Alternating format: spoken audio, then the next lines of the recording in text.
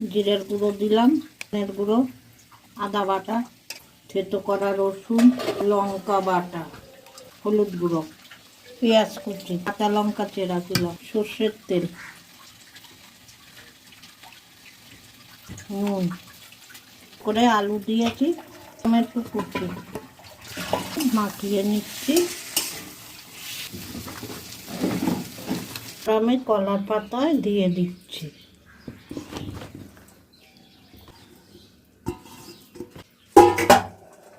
আর একটু তেল দিয়ে দেবো,